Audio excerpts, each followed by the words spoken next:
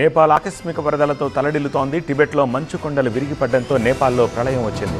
ఆకస్మిక వరదల కారణంగా వందలాది మంది గల్లంతయ్యారు. ఇప్పటి వరకు 95 మృతదేహాలను స్వాధీనం చేసుకున్నారు. సహాయక చర్యలు వేగంగా కొనసాగుతున్నాయి. నేపాల్ను ఆకస్మిక వరదలు ముంచెత్తాయి. నేపాల్ చైనా సరిహద్దుల్లో భూకంపం తర్వాత మంచు చర్యలు విరిగిపడ్డాయి.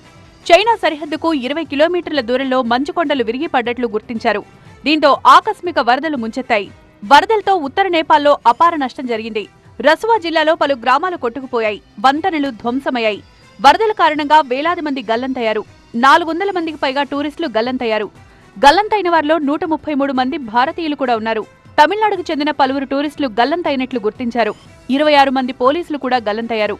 బోటే కోసి నది టిబెట్ నుంచి నేపాల్కు ప్రవహిస్తుంది. నది ప్రవహించే మార్గంలో గ్రామాలన్నీ కొట్టుకుపోయాయి. భూకంపం, గ్లేసియర్ల విస్ఫోటనంతోనే ఆకస్మిక వరదలొచ్చినట్లు అమెరికా సంస్థలు కూడా ధృవీకరించాయి. నేపాల్ ప్రధాని బాలన్ షాకు ప్రధాని మోదీ ఫోన్ చేశారు. నేపాల్కు సహాయక సామాగ్రిని పంపిస్తామని భరోసా ఇచ్చారు.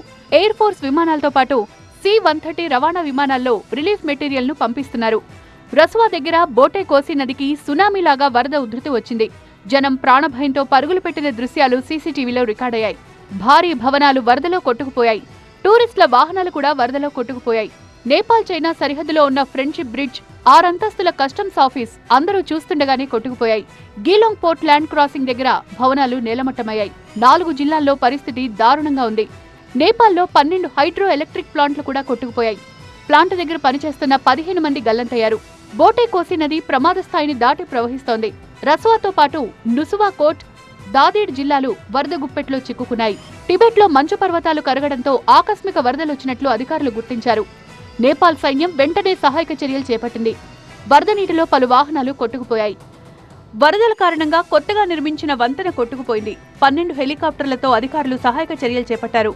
వరదల కారణంగా ఇప్పటి వరకు 8 మంది చనిపోయినట్లు ప్రకటించారు. వరదల కారణంగా నేపాల్లో పలుచోట్ల కరెంటు సరఫరా నిలిచిపోయింది. ఇప్పటి వరకు 22 మృతదేహాలను అధికారులు స్వాధీనం చేసుకున్నారు.